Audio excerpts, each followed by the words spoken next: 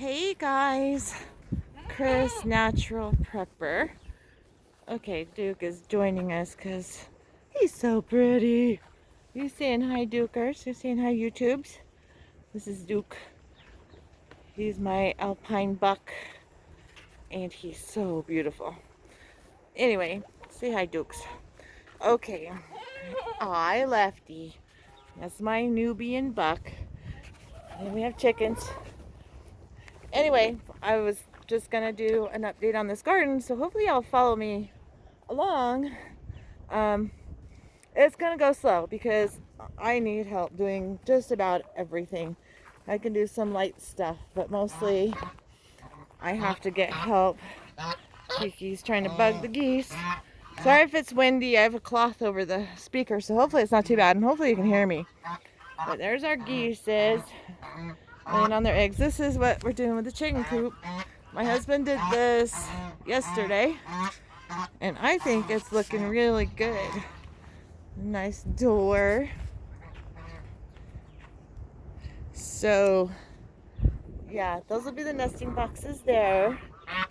Along this fence here, I'm probably going to take out that pallet and the wire there, but we're going to plant zinnias along there, so it will be so beautiful. We'll just have this big burst of color. And then my daughter and her friend spent the weekend putting up this welded wire fence on the panels so that the goats can't get in here anymore.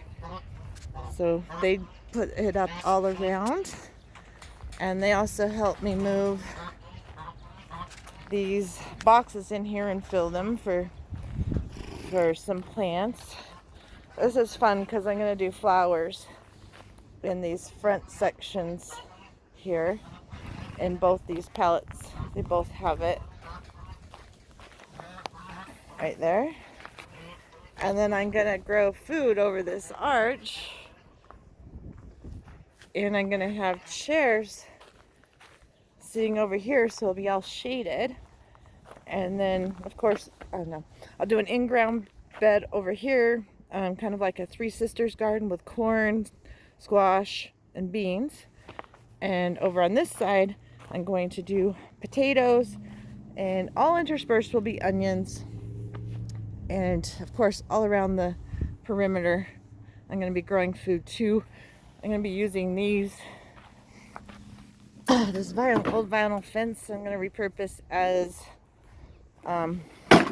trellises to grow tomatoes up, and I don't know, anything that needs trellising.